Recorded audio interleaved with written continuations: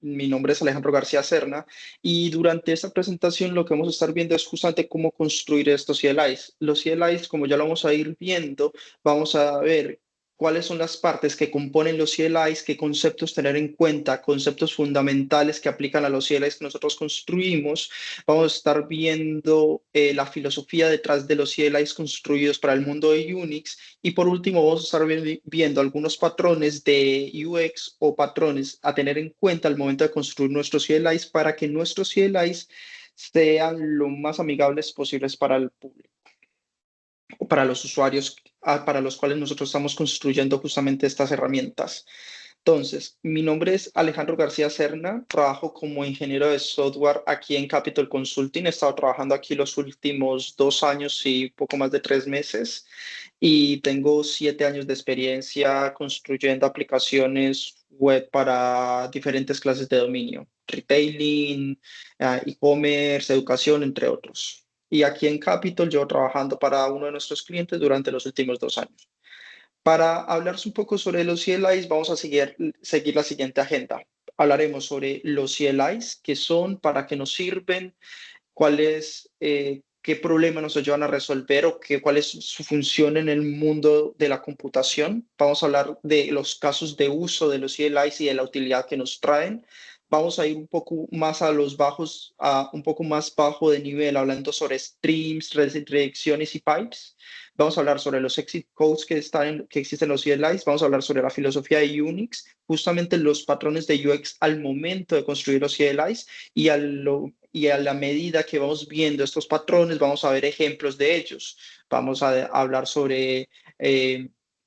por ejemplo, poner en los CLIs indicadores de carga y vamos a ver un ejemplo de un CLI que aplica este patrón de UX al momento de hacerlo. Los CLIs es el acrónimo para decir un Command Line Interface. ¿Qué es esto? Es un programa que nos permite interactuar con un sistema operativo, pero ¿a través de qué? A través de un teclado. En el mundo de la computación, hace mucho tiempo nosotros tenemos algo que se llama las interfaces de usuario. Las interfaces de usuario se popularizaron mucho como en los 70 y inicios de los 80 y permitían a los usuarios de poder ver botones, carpetas, sistemas de archivos, pues, este tipo de cosas. Este tipo de mecanismos de las interfaces de usuario en los computadores acercó la computación al público en general. El público en general no estaba acostumbrado y realmente nunca se hubiera acostumbrado a manipular sus sistemas operativos por medio de una línea de comandos, por medio de una terminal. Las terminales existen sobre todo para las personas como los desarrolladores que tenemos o que solemos tener algo más de experiencia técnica, lo cual nos permite ahondar un poco más a los bajos niveles de cómo funcionan nuestros equipos, nuestros ordenadores. Las interfaces de usuario tienen esa ventaja de que hacen todo más intuitivo y hacen que el tiempo de valor sea menor. El tiempo de valor es el tiempo que yo necesito que yo necesito utilizar una herramienta para que se vuelva intuitiva y que me provea un valor. Las interfaces de usuario tienen justamente esta característica, que su tiempo de valor son cortas. En la menor cantidad de tiempo yo puedo utilizarlas de manera ágil. Pero una vez yo me acostumbro a utilizar un CLI o una interfaz de línea de comandos, mi tiempo, mi capacidad para hacer cosas se incrementa de una manera bastante rápida. Entonces, una de las cosas que estamos viendo acá es que la interfaz de usuario me está permitiendo listar y ver la información de los archivos que tengo en esa carpeta de descargas junto a su tamaño, su clase y su fecha de inclusión. ¿Qué pasa si yo quiero hacer esto mismo pero utilizando un CLI o una interfaz de línea de comandos? Yo utilizo uno de los ejemplos que tenemos, uno de los comandos que existen dentro del mundo de Unix, que incluye los macOS y los Linux, es el comando ls. El comando ls me permite justamente listar ya sea los directorios o los archivos que yo tengo dentro de una carpeta. Y en este caso, agregando el flag L me da una información un poco más detallada. En este caso, si yo hago esto en descargas, me dice que tengo es un archivo y un directorio que se llama libros, junto al dueño, la fecha de inclusión y ciertos permisos que tienen tanto el archivo como la carpeta. ¿Qué pasa si yo lo que quiero es copiar? Yo quiero copiar una carpeta de un directorio a otro. Esto en la interfaz gráfica, ¿cómo lo haríamos? Iríamos haciendo clics a la carpeta donde sabemos que está este directorio, hacemos un control P, un control C y eso es un control V donde sea que lo queramos. En este caso en el escritorio. ¿Cómo lo haríamos con la interfaz de línea de comandos? Con el comando cp nos permite copiar recursivamente una carpeta, en este caso el libro, y decirle dónde lo queremos. En este caso lo queremos en el escritorio. Es, aquí lo que estamos viendo es justamente una manipulación del sistema operativo. Estamos manipulando su sistema de archivos. ¿Qué otros casos de uso nosotros tenemos con los CLIs? Los CLIs tienen estos casos de uso, no son como los extensivos, pero son como los más comunes. El primero es administración del sistema, que es en parte justamente lo que acabamos de ver. El hecho de que yo pueda crear carpetas, que yo pueda crear archivos, que yo pueda modificarlos, que yo pueda cambiar sus permisos de esos archivos. Hay archivos que, por ejemplo, solamente un usuario en particular de un sistema solamente puede leer, pero otro usuario va a poder tanto leer como escribir. Y algunos archivos no solamente se pueden leer y escribir, sino que se pueden ejecutar. Eso es la administración del sistema y es justamente lo que nosotros hacemos con un CLI.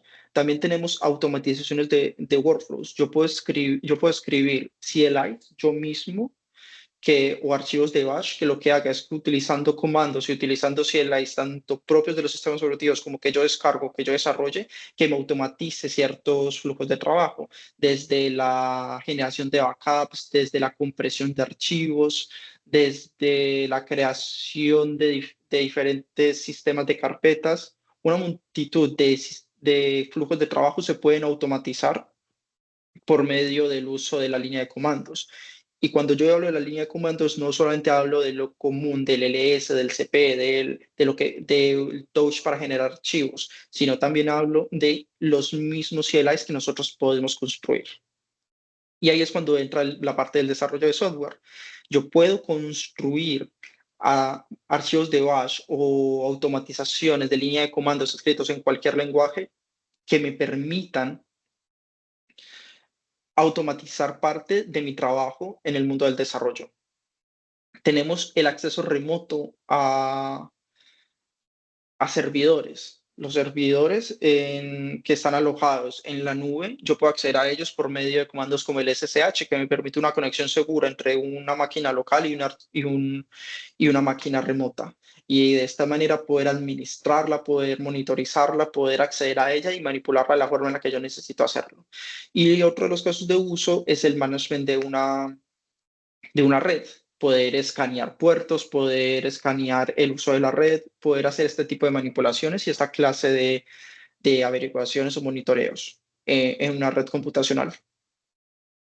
Uno de los ejemplos de los casos de uso que nosotros tenemos acá son las automatizaciones de los flujos de trabajo. Por ejemplo, uno que nosotros tenemos que puede existir es que imagínense que yo tengo un directorio que en cada cierta cantidad de tiempo, por ejemplo, a las 7 de la mañana de cada día, yo quiero generar un backup. ¿Cómo genero yo un backup? Por ejemplo, lo que puedo hacer es tomar el directorio sobre el cual yo quiero generar una copia, comprimirlo, para eso es que nos sirve el comando tar, y no solamente comprimirlo, sino que yo lo quiero subir a una nube o a una nube como la de AWS.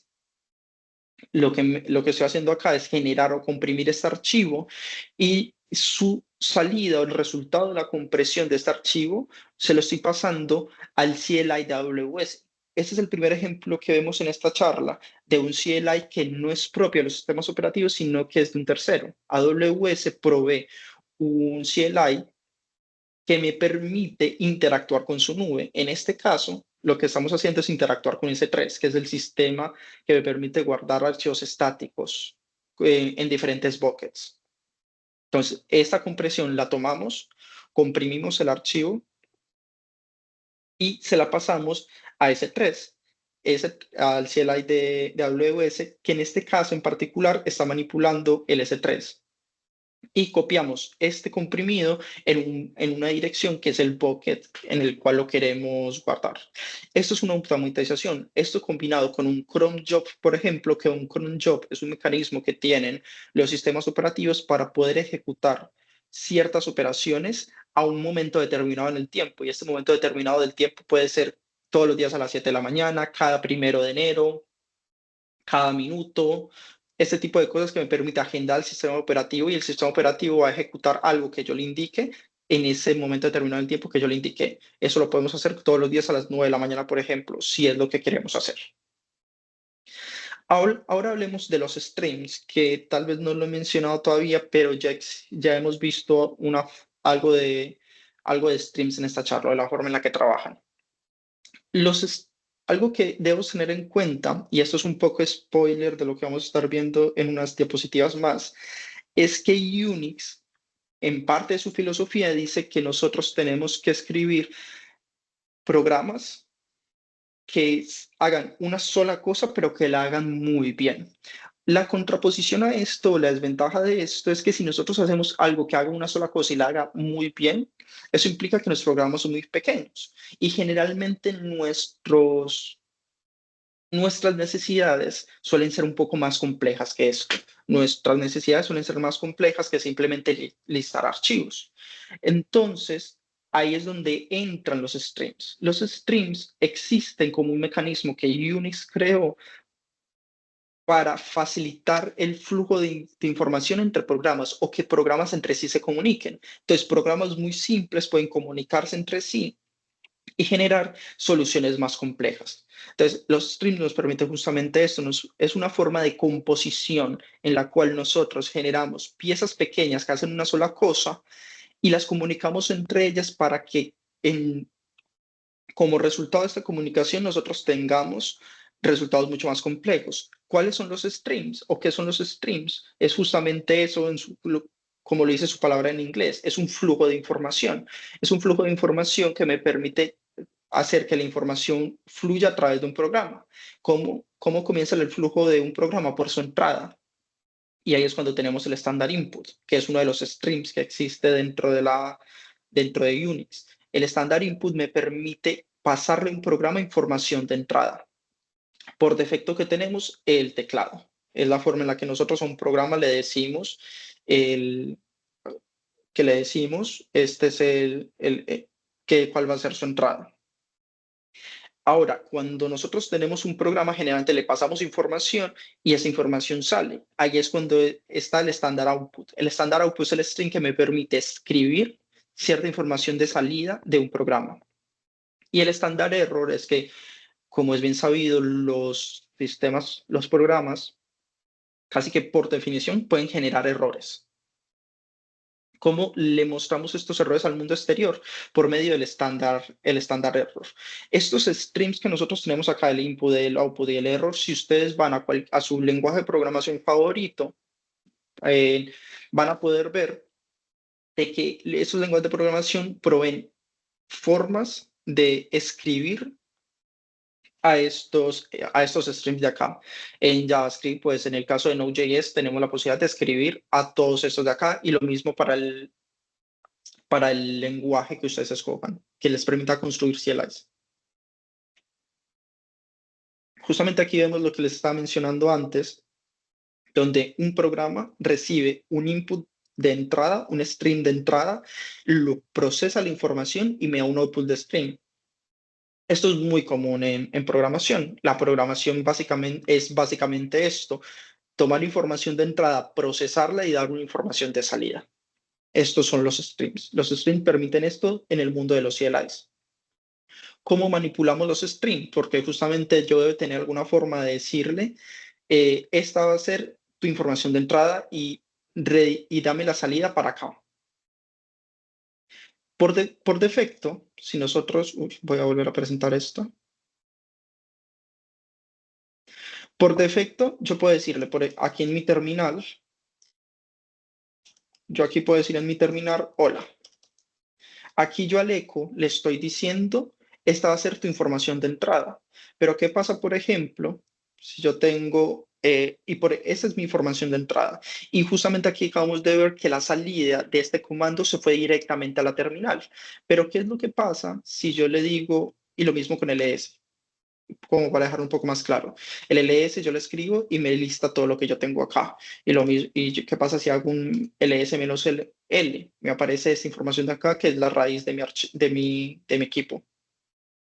Voy a crear una carpeta como para hacer las pruebas. Eh, TikTok. Bueno, vámonos acá.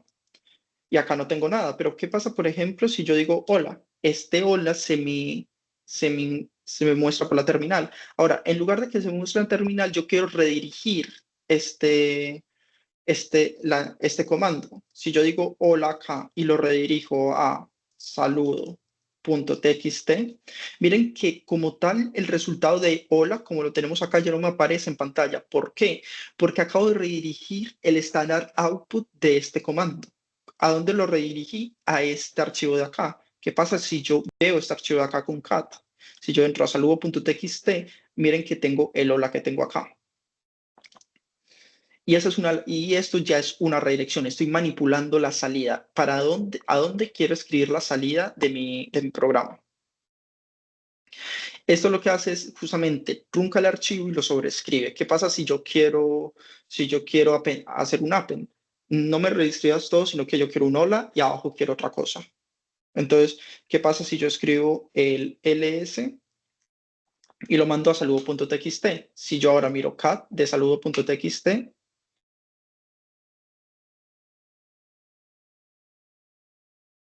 saludo.txt, sí, LLC, tengo saludo.txt, miren lo que tengo acá.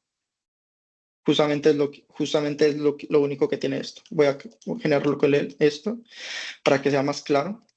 Y miren que tengo el saludo.txt que lo creé a las 6:53 con el nombre, con los permisos y todo esto. Pero miren que ya no tengo el hola. Pero entonces, ¿qué pasa si yo hago hola y en lugar de utilizar uno, utilizo dos? A saludo.txt y ahora hago un cat de este saludo. No solamente tengo el resultado del ls, sino también el del eco. Entonces, esta es la primera forma que tenemos para redirigir el standard output que tienen mis aplicaciones. La tenemos para hacer el overwriting y el append. Ahora, tenemos la redirección de entrada. Tenemos del el estándar output para redirigir la salida. Ahora quiero redirigir la entrada. Yo a mi, quiero proveerle a mi, a mi programa la entrada que va a utilizar pues sí, pues que va a utilizar para su procesamiento. Entonces, si por ejemplo ahora yo hago un sort de saludo.txt, en este caso yo le estoy diciendo a sort, tu entrada va a ser el contenido de saludo.txt. Entonces, si yo hago un sort con el reverse, miren que ahora tengo hola en la primera línea y saludo en la segunda, cuando su orden natural era este de acá.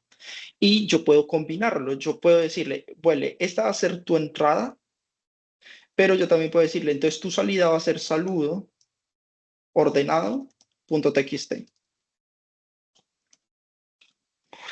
Y acá yo tengo y si yo hago un cat de saludo, tengo primero saludo y después el hola. Si ahora miro saludo ordenado, tengo, si lo llamé así, lo escribí mal. Ahora tengo el hola y después el saludo. Entonces acá estamos manipulando el estándar input. Y el estándar error funciona de la misma manera que funciona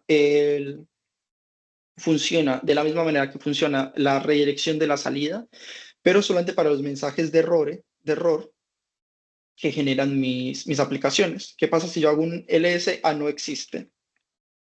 Tengo un error, pero ahora voy a redirigir la salida con 2. El 2 yo voy a explicar por qué y lo voy a decir a log.txt. Si yo ahora hago un cat de log.txt, tengo ls no existe, que es el mensaje de error. Entonces, en lugar de mostrarlo en pantalla, lo estoy redirigiendo a un log. Y yo puedo hacer una append a este log de las formas que necesite. Ahora, este 2, ¿por qué existe? Este 2 existe porque dentro de Unix o dentro de Linux, los streams son archivos. Y los archivos tienen algo que llaman los file descriptors, que es justamente un número que identifica estos archivos. Entonces, el file descriptor del stream de error es el 2. Es justamente por el que se hace esto. De hecho, si yo hiciera esto, por ejemplo, del sort, así, que lo estoy mandando a saludo, yo podría hacerlo perfectamente acá con el 1, que es el file descriptor del output de salida. No es del output de error, sino es del output de salida. Pero como ya se toma por defecto, no, generalmente no se escribe. Y lo otro son los pipes. Los pipes tienen es una forma que nos permite de manipular la salida de un comando para que sea la entrada del siguiente. Y así sucesivamente. En este caso, la salida del cat, lo que estamos haciendo es redirigirla para que sea el estándar input del siguiente comando que nosotros tenemos a la derecha y que el resultado de ese comando, como estamos poniendo otro pipe al final, que se hace con esta barra como del OR, entra el estándar input del primer comando, procesamos y redirigimos de nuevo del grep la salida del grep como entrada o estándar input del sort. Y esto nos permite crear composiciones bastante poderosas para generar un montón de cosas. Imagínense que yo lo que quiero acá es, por ejemplo, yo tengo un cat de salud, pero yo solamente quiero la línea que tenga la palabra salud. Entonces aquí yo puedo hacer un get que diga salud. Y solamente en lugar de mostrarme el hola y el saludo, solamente me muestra la línea que tiene saludo. Es una forma de hacer estas clases de composiciones. Redirigimos el estándar output de un comando y lo volvemos el estándar input del siguiente. Y podemos crear composiciones bastante poderosas y combinar tanto las redirecciones como los pipes. Acá lo que estamos haciendo es contar la cantidad de veces que las palabras aparecen dentro de un archivo. Entonces yo le puedo decir, vale, cuéntame, me va a decir cuántas veces aparece Alejandro, cuántas veces aparece Capitol, cuántas veces aparece Barcelona, donde acá estamos diciéndole a este comando que su estándar input va a ser este de acá, el input.txt, después estamos redirigiendo la salida de este comando a este de acá, que lo que hace es hacer un translate o una transformación de todas las mayúsculas a minúsculas, después lo ordenamos, después contamos las únicas y después lo ordenamos otra vez. Y redirigimos todo esto, el resultado de todo esto, a un archivo que se llama workout.txt y al final cualquier error lo redirigimos a errorlog.txt. Entonces, miren que nosotros podemos hacer combinaciones bastante poderosas con las cuales podemos hacer transformaciones de información. Y acá, esto no necesariamente, estos son los únicos comandos que yo puedo utilizar en pipes. Si yo construyo un CLI y este CLI respeta el hecho de tener en estándar input, estándar output, yo puedo perfectamente poner mi propio programa en medio de esta combinación en lugar de en este pipe que nosotros tenemos que acá, en estas composiciones. Lo otro que vamos a estar viendo son los exit codes. Los exit codes son enteros, ¿vale? ¿Para qué me sirven estos enteros? Estos enteros me permiten decirle, mi programa terminó y mi programa terminó bien o terminó mal. ¿Falló o fue satisfactoria su ejecución? Ahí nosotros tenemos muchos exit codes, pero los más importantes son dos. El 0, que me representa una ejecución exitosa, y el 1, que me representa una ejecución donde hubo algún error. Hay desde el 1 hasta el 255, donde hay algunos, por ejemplo, el 127, si no estoy mal, me indica que el archivo sobre el cual estoy trabajando no existe. El 126 me dice utilizaste el comando de forma incorrecta. Pero como regla general, los más importantes es que el 0 es para una ejecución exitosa y el 1 para una ejecución errónea. Son los dos más utilizados. Y, por ejemplo, justamente ejecutemos esto de acá. ¿Cómo yo sé un exit code? Yo puedo decirle un ls de no existe, y si no hago ninguna reacción, miren que me aparece en pantalla. Entonces yo puedo hacer un eco de esto de acá y tengo el uno. ¿Por qué? Porque justamente falló el ls en el de no existe. ¿Qué pasa si hago un ls común y corriente? Me aparecen los archivos que yo tengo creados en mi pantalla, en este directorio que nosotros tenemos acá. Si vemos otra vez el exit code, tenemos un cero. ¿Por qué? Porque su ejecución fue exitosa. Y esto de los streams y los pipes y los exit codes, algo que trae a colación es la filosofía de Unix. ¿Cuál es la filosofía de Unix? Lo que ya mencioné, hacer una sola cosa, pero hacerla muy bien, escribir programas que puedan trabajar juntos, que eso implica, junto al uso de streams, es pasar información en forma de texto para poder pasar la información de aquí para allá, desde un programa al siguiente, justamente haciendo una sola cosa y haciéndola bien. Y los programas deberían de ser capaces de tomar un input, procesarlo y producir un output, que si van al manual de Unix, lo toman más como que cada programa tiene que tener la capacidad de hacer un filtro. Es decir, genero un input y no necesariamente produzco un output de la misma forma. O tal vez para ciertas partes para cierto input, no genero un output. Pero esta es la filosofía de Unix, hacer una cosa y hacerla bien y escribir programas que puedan ser compuestos entre sí.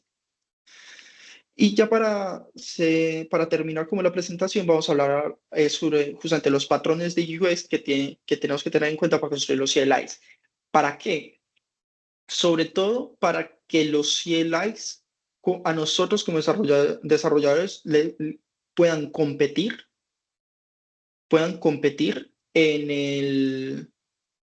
contra las interfaces de usuario, en términos de usabilidad, en términos del tiempo de valor, el tiempo para generar valor.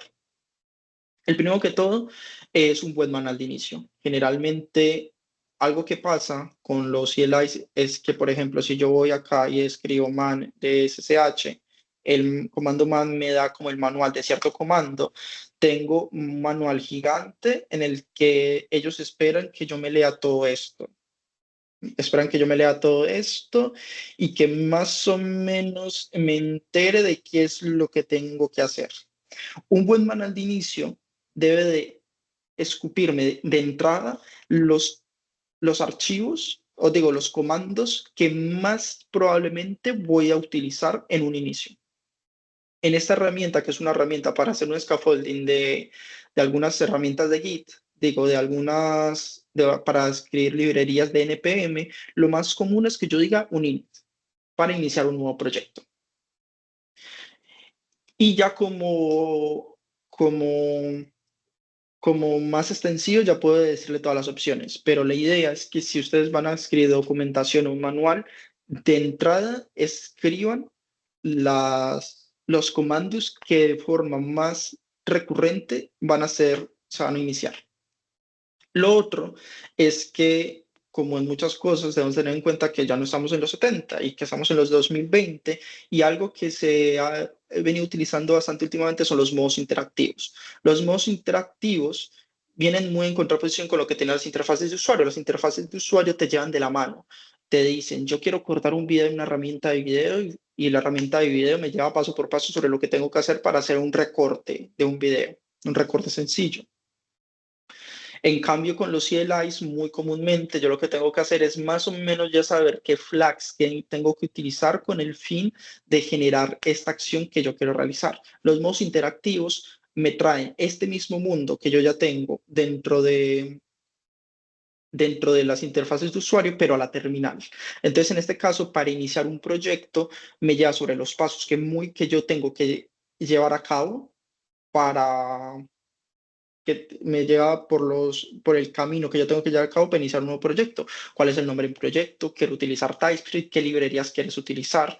Y por medio de este modo interactivo, tengo varias ventajas. La primera es que reduzco la capacidad que tiene mi usuario de generar errores, porque ya le estoy dando todo el camino para que ejecute de forma correcta el CLI.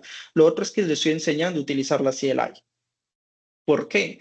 Porque todo esto lo puede hacer también con flags y eso es muy importante. Debe existir el modo interactivo y el modo no interactivo, porque el modo no interactivo, cuando sabes utilizar la CLI es más rápido. El modo no interactivo es más rápido cuando ya sabes utilizar la CLI y es importante mantener el modo no interactivo para las automatizaciones. Y es justamente eso. Evito los errores y le enseño a mi usuario de cómo utilizar mi CLI. ¿Qué pasa si mi CLI tiene una flag para la compresión de un archivo?